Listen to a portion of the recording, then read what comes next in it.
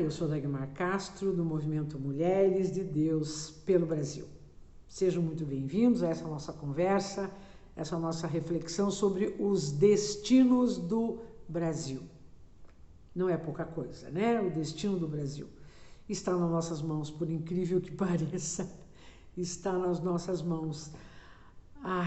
Vamos mostrar a nossa força e mostrar que nos importamos, não é? Porque um povo que não luta pela sua nação, que não luta pelo seu país, não é digno da terra em que nasceu.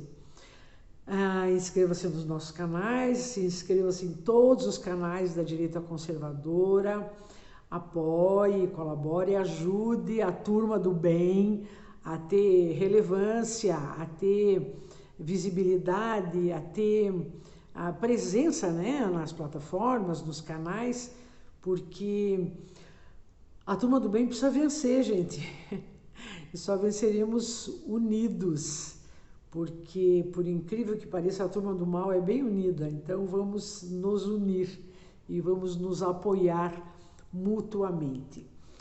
No final de semana passado, eu sugeri que vocês fossem à missa, falei um pouco sobre a Igreja Católica e falei que faria um vídeo sobre teologia da libertação. E você pode estar pensando, Dagmar, fala sério, teologia da libertação? O Brasil está pegando fogo, pessoas sendo presas, a esplanada dos ministérios sendo invadida lá pelos sem terra, pelos indígenas cooptados pela esquerda, e você veio falar de teologia da libertação? Pois é, foi onde tudo começou. Eles começaram destruindo a nossa igreja. E a gente, o que eu tenho a ver com isso, né? Eu não sou padre, não sou freira. Eles estão destruindo a igreja, o que eu faço? Me afasto da igreja. Depois eles passaram a destruir as nossas universidades. Aí o que a gente fez? Eu já fiz universidade, né? Mas aí os nossos filhos tiveram uma influência maligna de professores esquerdistas, marxistas, ateus, e depois eles aparelharam toda a máquina governamental e a gente, que eu tenho que ver com isso, né? Porque eu não sou funcionário público, então deixa para lá. E aí o Brasil foi sendo todo tomado pelo mal. Então, gente, precisamos saber, precisamos nos informar. O nosso presidente já falou em várias lives que nós venceremos essa guerra se tivermos informação. Então, eu considero essa informação super importante, e já que eu prometi para vocês, eu vou dar uma pinceladinha bem light da teologia da libertação, porque eu fui estudar muito, gente. Mas eu achei uma forma bem didática de explicar para vocês, bem rapidinho, para não tomar muito tempo de vocês, para vocês entenderem o crime que é a teologia da libertação. Vamos supor que nós temos duas dimensões da nossa conexão com Deus, nossa conexão com o sagrado, com o divino, a nossa religião, o nosso religare. Uma delas é a dimensão horizontal e a outra a dimensão vertical. A dimensão horizontal da nossa religião, o que é? Vamos à igreja, congregamos, encontramos os amigos, fazemos estudo bíblico, fazemos caridade, damos sopa para os pobres, damos cesta básica. Essa é a dimensão horizontal da nossa fé. E aí temos a dimensão vertical, que é a nossa conexão com Deus, que é a nossa oração, a nossa fé, o estudo da palavra de Deus. Quando eu oro, eu falo com Deus. E, gente, às vezes eu falo demais. Muitos de nós, quando oramos, falamos com Deus e falamos demais. Aí Deus quer falar conosco, e aí a gente não deixa, a gente faz barulho, a gente não fica quieta. Então, para Deus falar conosco, nós temos que ouvir a palavra de Deus. É pela Bíblia que Deus fala conosco. Deus fala conosco também em meditação, no silêncio. Então, essa conexão vertical, essa dimensão vertical, ela é super importante. Porque é esta dimensão vertical que realmente nos conecta com o sagrado, com o divino e nos dá a convicção de que somos filhos de Deus, amados. Não estamos aqui por acaso, não estamos jogados nesse mundo esse mundo cheio de coisas aleatórias que não entendemos por que acontece. A nossa dimensão vertical que dá essa conexão com Deus é que nos dá sentido de vida, nos dá propósito. Então ela é super importante e foi essa dimensão vertical que a teologia da libertação tirou de nós. Então começa que a Bíblia não é a palavra de Deus, a Bíblia contém alguns trechos da palavra de Deus, mas é apenas a experiência de um povo com o seu Deus lá no lugar muito distante que não tem nada a ver com a gente. Essa é a primeira mentira da teologia da libertação, que ela questiona a autenticidade da Bíblia, a importância da Bíblia na nossa vida. E, bom, depois vem aquela história da igreja preferencial para os pobres, então faça caridade, né? Se você é muito rico, venda tudo que você tem e dê para os pobres, enfim.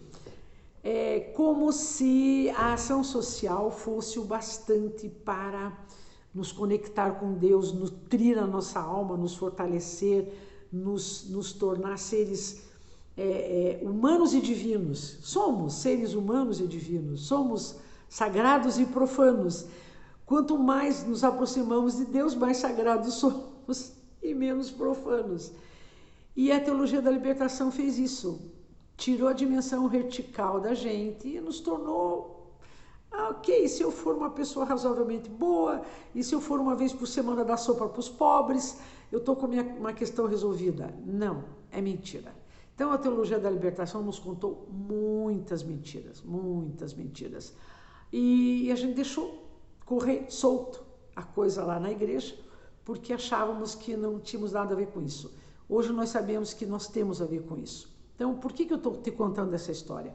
Porque eu quero convocar os católicos a irem à missa e após a missa ir falar com o padre, conversar com o padre e dizer: padre, nós, os leigos, recebemos uma missão sagrada, que é de avisar o senhor que a teologia da libertação é uma heresia, é uma maldição, é um anátema.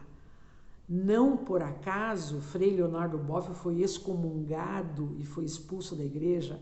Não por acaso padres da América Latina foram excomungados e expulsos, porque eles estavam cometendo essa heresia. Eles estavam cortando a nossa conexão vertical com o alto. Nós precisamos do alto, gente. A gente não consegue viver só na dimensão horizontal com a nossa própria força. Nós não somos nada sem Deus. Tudo que nós fazemos é pela graça de Deus. Se eu estou aqui falando é porque Deus me deu voz, me deu coragem para me expor aqui, me deu esse fogo que eu tenho no meu coração, esse desejo que eu tenho de ajudar o meu país a ser um país lindo. Então, gente, não podemos perder essa nossa conexão vertical. Por isso que é importante que nós comecemos a, como pequenos soldadinhos, na singeleza de um gesto amoroso, chegar para um padre e dizer: padre, eu vim aqui lhe avisar, padre.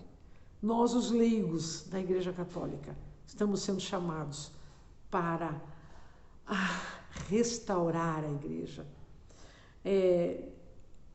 Pode parecer uma luta inglória, não é? Que uma pessoinha como eu queira restaurar a Igreja Católica, mas eu não vou fazer isso sozinha. São muitos os católicos que querem fazer isso e a gente tem que descobrir um jeito. E o primeiro jeito é esse.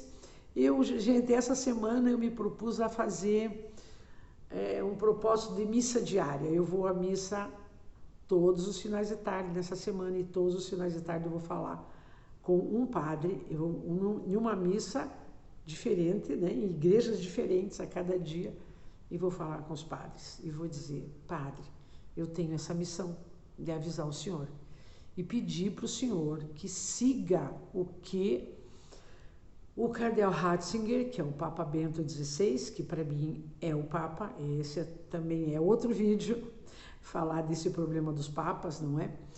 E que a teologia da libertação deve ser extirpada da Igreja Católica. Não permita que a teologia da libertação destrua a Igreja Católica. E falando sério, gente, teologia da libertação, libertar o quê? Libertar quem do quê? A ação social vai libertar os pobres da pobreza. Há quantos anos a teologia da libertação está aí? Há 20 anos não libertou ninguém da pobreza.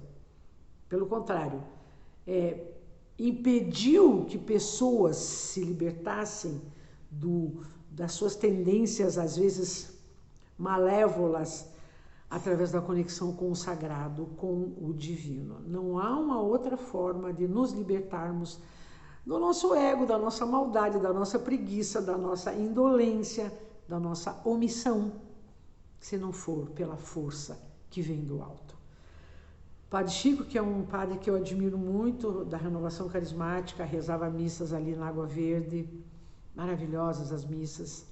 Ele um dia me fez pensar seriamente sobre o eu pecador. Eu pecador me confesso que pequei muitas vezes por pensamentos e palavras, atos e omissões, por minha culpa, minha tão grande culpa. E aí o Padre Chico me disse: filha, o pecado tem graduações. Ele é gradativamente cada vez mais grave. Então, um pecado por pensamento só atrapalha a minha vida. Por palavras, já começa a atrapalhar a vida alheia.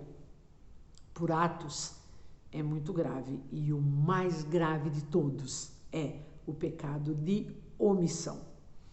Então, meus amigos católicos, não pequem por omissão. Vamos fazer a nossa parte, pequena que seja. Vamos começar a conversar com os padres. Vocês vão encontrar padres maravilhosos, padres que realmente querem que a igreja seja restaurada, que a igreja volte a ser a guardiã do cristianismo. Durante 2000 anos, nós, a Igreja Católica, fomos os guardiãos do cristianismo. Depois, mais modernamente, vieram as igrejas evangélicas. Respeito todas as igrejas evangélicas. Eu amo a Bíblia e eu aprendi a ler a Bíblia nas igrejas evangélicas. Depois a Renovação Carismática abriu a Bíblia para os católicos. Então, gente, é isso. A teologia da libertação é uma maldição, é uma heresia, é um anátema. Tenho certeza disso, tenho certeza que católicos, inclusive no documento da teologia da libertação está escrito, vão lá e leiam, gente, é só digitar no Google, teologia da libertação, está escrito lá, nenhum católico deverá votar em partidos comunistas de esquerda, nenhum católico deverá apoiar qualquer movimento que seja de esquerda, porque o marxismo e o comunismo são totalmente antagônicos ao cristianismo. Então, essa brincadeirinha, esse casamento espúrio, essa mentira que comunismo e cristianismo são parecidos, é mentira. É mentira. Nenhum católico pode votar em partido de esquerda. Está escrito lá num documento do Vaticano. Nenhum católico pode apoiar. Nenhum católico pode ir à missa aos domingos e segunda-feira estar em uma reunião do PT, de qualquer partido, PSOL, PSTU, PCdoB. Não pode, gente. Nós não podemos servir a Deus e ao diabo. Ninguém pode servir a dois senhores. Se você é católico, você não pode ser de esquerda. Por favor, vá ler os documentos da teologia da libertação que te contou mentiras. Você acreditou? Eu também acreditei. Até que eu caí na real e fui estudar. Então, gente, é isso. Pode ser que a gente tenha que voltar a esse tema, porque alguns católicos vão ficar muito bravos comigo, mas eu posso te garantir que isso está nos documentos do Vaticano. Católico não pode ser de esquerda. Não pode. Ok? Se você não acredita em mim, digite lá no Google Teologia da Libertação. Digite lá o comunismo e a igreja. Está cheio de documentos seríssimos, que provam que católicos não podem ser de esquerda. Vamos restaurar a nossa igreja. Vamos resgatar a fé. Vamos encher as igrejas de gente cheia de amor, cheia de fé, porque isso vai ajudar muito o Brasil.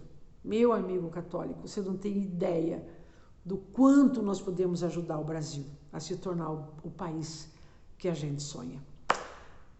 Obrigada pela tua atenção e talvez tenhamos que voltar ao tema, porque o tema é muito sério.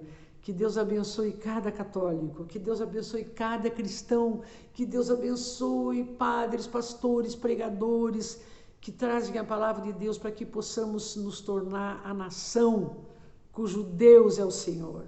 Feliz é a nação cujo Deus é o Senhor. Obrigada, Senhor. Obrigada, Senhor. Que Deus abençoe o nosso amado Brasil.